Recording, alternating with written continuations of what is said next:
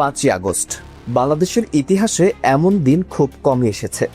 ছাত্র জনতার গণজাগরণে একটি সরকারের পতন ঘটল, যে সরকার 1.5 দশকেরও বেশি সময় ধরে ক্ষমতায় ছিল, যার প্রশাসনিক নিয়ন্ত্রণ ছিল দেশের প্রতিটি স্তরে। সেই সরকার কয়েক ঘন্টার মধ্যে তাসের ঘরের মতো ভেঙে পড়ল। প্রধানমন্ত্রী দেশ ছাড়লেন, আর তার পেছন পেছন শুরু হলো যা বাংলাদেশ আগে কখনো দেখেনি, একটি গণপলায়ন। মন্ত্রী, সংসদ সদস্য, দলীয় নেতা, প্রশাসনের উচ্চ পদস্থ কর্মকর্তা একে একে সবাই যার যার মতো পথ খুঁজে নিলেন। কেউ স্থল সীমান্ত দিয়ে, কেউ নৌপথে, কেউ আকাশপথে। গন্তব্য ছিল যে কোনো জায়গা, শুধু বাংলাদেশ নয়। প্রথমে প্রতিবেশী দেশ, তারপর সেখান থেকে যে যেদিকে পেরেছেন ছড়িয়ে পড়েছেন। কিন্তু পালানোটাই কি শেষ কথা ছিল? একদমই না। আসল গল্প শুরু হয়েছে পালানোর পরে, কারণ তারা যেখানেই গেছেন সেখানেই তাদের জন্য অপেক্ষা করছিল একটি বাস্তবতা যা তারা কল্পনাও করেননি। প্রবাসী বাংলাদেশিরা।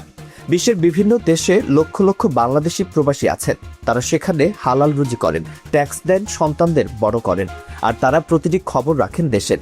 দেশে কি হয়েছে, কে কি করেছে, কার হুকুমে কোন গুম হয়েছে, কার নির্দেশে কোন হত্যা হয়েছে, সব তারা জানেন। আর এখন যখন সেই মানুষগুলো তাদের চোখের সামনে এসে দাঁড়াচ্ছেন, তখন তারা চুপ করে থাকছেন না।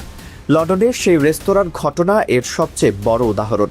সাবেক একজন মন্ত্রী, যিনি একসময় ক্ষমতার কেন্দ্রে ছিলেন, তিনি এখন লন্ডনের শান্তিতে একটু খাবারও খেতে পারছেন না। প্রবাসীরা তাকে চিনে ফেলেছেন, ঘিরে ধরেছেন, প্রশ্ন করেছেন সেই সব মানুষের কথা যারা হারিয়ে গেছেন, যাদের খোঁজ কেউ জানে না, যাদের পরিবার আজও অপেক্ষায় আছে। আর এই ঘটনা শুধু একটি বিচ্ছিন্ন ঘটনা নয়। খবর আসছে ইউরোপের বিভিন্ন শহরে, উত্তর আমেরিকায়, মধ্যপ্রাচ্যে যেখানেই পলাতক নেতারা আশ্রয় নিয়েছেন, সেখানেই প্রবাসী বাংলাদেশিরা তাদের খুঁজে বের করছেন। তাদের ছবি তুলে সামাজিক মাধ্যমে ছড়িয়ে দিচ্ছেন, তাদের অবস্থান জানিয়ে দিচ্ছেন। ফলে যারা ভেবেছিলেন বিদেশে গিয়ে নতুন পরিচয়ে নতুন জীবন শুরু করবেন, তাদের সেই স্বপ্ন এখন ধূলিসাৎ। কিন্তু এখানে একটু থেমে ভাবা দরকার, এই মানুষগুলো কিভাবে এত দ্রুত এত টাকা নিয়ে বিদেশে যেতে পারলেন? একজন সরকারি বেতনভুক্ত মন্ত্রী বা সংসদ সদস্যের পক্ষে লন্ডনে বাড়ি কেনা, দুবাইতে ফ্ল্যাট রাখা, কানাডায় পরিবার পাঠানো, এটা কিভাবে সম্ভব হয় শুধু বৈধ আয় থেকে? এই প্রশ্নের উত্তর বাংলাদেশের প্রতিটি সাধারণ মানুষ জানেন, কারণ এই টাকা তাদেরই টাকা।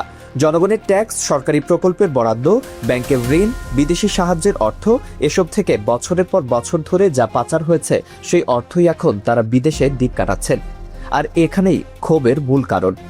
একটি দেশের মানুষ যখন দেখে তাদের ঘামের টাকায় লুটেরারা বিদেশি বিলাসী জীবনযাপন করছে, তখন সে ক্ষোভ কোনো সীমানা মানে না। সে ক্ষোভ ঢাকা থেকে লন্ডন, নিউ ইয়র্ক থেকে দুবাই, সবখানে পৌঁছে যায়। আর সেই ক্ষোভই এখন প্রবাসী বাংলাদেশিদের রাস্তায় নামিয়ে এনেছে। এবার আসি আইনি দিকটায়।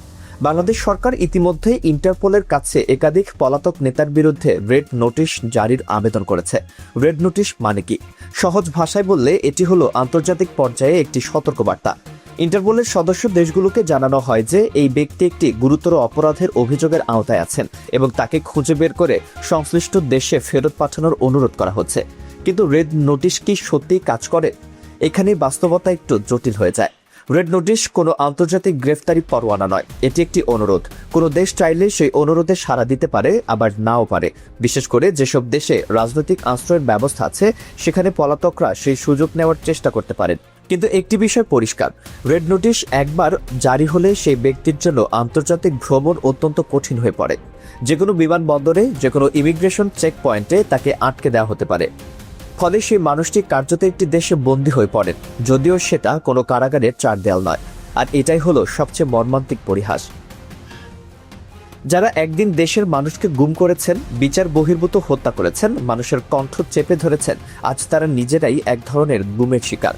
কেউ জানে না তারা ঠিক কোথায়। তাদের পরিবারের সদস্যরাও অনেক সময় জানেন না তারা কোন শহরে, কোন বাড়িতে। তারা নিজেদের পরিচয় লুকিয়ে চলছেন, মুখে মাস্ক, মাথায় টুপি, সানগ্লাস পরে রাস্তায় বের হচ্ছেন। একসময় যাদের পেছনে গানম্যান চলতো, প্রোটোকল অফিসার থাকতো, আজ তারা নিজেরাই নিজেদের বডিগার্ড। এবার একটু ইতিহাসের দিকে তাকাই। বাংলাদেশ বা দক্ষিণ এশিয়ায় এটি প্রথম নয় যে ক্ষমতাচ্যুত নেতারা দেশ ছেড়ে পালিয়েছেন। ইতিহাসে এরকম বহু নজির আছে, কিন্তু প্রতিটি ক্ষেত্রেই একটি সাধারণ প্যাটার্ন দেখা যায়। প্রথমে পালানো, তারপর বিদেশে আশ্রয়, তারপর ধীরে ধীরে বিস্মৃতির অন্ধকারে হারিয়ে যাওয়া। আগে কোনো পলাতক নেতা বিদেশে গিয়ে নতুন পরিচয়ে মিশে যেতে পারতেন, কেউ তাকে চিনত না, খুঁজত না। কিন্তু এখন প্রতিটি মুখ চেনা, প্রতিটি ছবি ভাইরাল।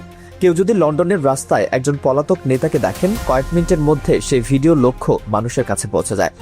আর তখন সেই নেতার জন্য সেই শহরে থাকাটাও কঠিন হয়ে পড়ে। এটাই ডিজিটাল যুগের বাস্তবতা। পালানো যায় কিন্তু লুকানো যায় না। আর এই বাস্তবতাই এখন পলাতক নেতাদের সবচেয়ে বড় শত্রু হয়ে দাঁড়িয়েছে।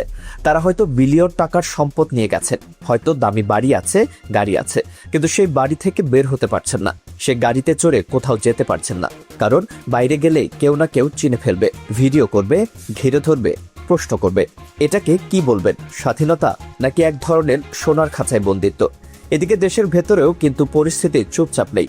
বাংলাদেশে এই পলাতক নেতাদের রেখে যাওয়া সম্পদ, বাড়িঘর, ব্যাংক অ্যাকাউন্ট, ব্যবসা প্রতিষ্ঠান সবকিছু এখন বাংলাদেশে এই পলাতক নেতাদের রেখে যাওয়া সম্পদ, বাড়িঘর, ব্যাংক অ্যাকাউন্ট, ব্যবসা প্রতিষ্ঠান সবকিছু এখন সরকারের তদন্তের আওতায়।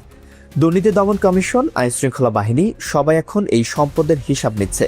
প্রতিদিন নতুন নতুন তথ্য বেরিয়ে আসছে। কত টাকা পাচার হয়েছে, কোন ব্যাংকে, কোন দেশে, কার নামে, এই সব তথ্য এখন আস্তে আস্তে জনসম্মুখে আসছে। আর প্রতিটি নতুন তথ্য মানুষের ক্ষোভকে আরো বাড়িয়ে দিচ্ছে।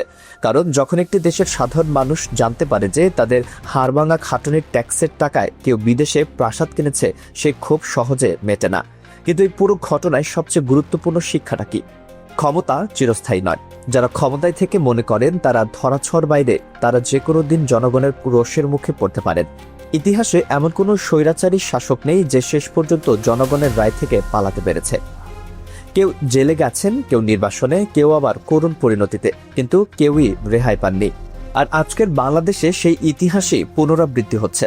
যারা একদিন নিজেদের অপরাজেয় ভাবতেন, আজ তারা পৃথিবীর কোনো না কোনো কোণে লুকিয়ে আছেন। রাতে ঘুমাতে পারছেন না, দিনে বাইরে বের হতে পারছেন না। প্রতিটি অচেনা মুখ তাদের কাছে একটা হুমকি। আর দেশে যে নতুন প্রজন্ম জেগে উঠেছে তারা ভোলেনি। তারা মনে রেখেছে প্রতিটি গুম, প্রতিটি হত্যা, প্রতিটি দুর্নীতি। তারা চাইছে বিচার, তারা চাইছে জবাবদিহিতা। আর তারা থামবে না যতক্ষণ না সে বিচার হয়। এই পলাতক নেতাদের সামনে আসলে কয়টা পথ খোলা? বিশ্লেষকরা বলছেন 3টি সম্ভাব্য পরিণতি আছে।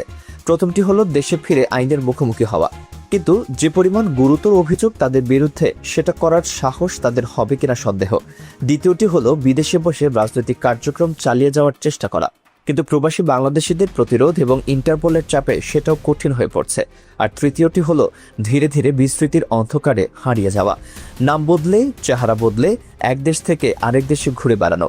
কিন্তু যেটাই হোক, একটা বিষয় নিশ্চিত, তাদের জীবন আর আগের মতো হবে না, কখনোই না। কারণ ডিজিটাল যুগে পরিচয় মুছে ফেলা যায় না, ইন্টারনেট ভোলে না, আর জনগণের ক্ষোভও সহজে মেটে না। আপনার কি মনে হয়, এই পলাতক নেতাদের বিচার কি সত্যিই হবে? ইন্টারপোলের রেড নোটিশ কি তাদের ফিরিয়ে আনতে পারবে, নাকি তারা বিদেশেই একটু একটু করে শেষ হয়ে যাবেন?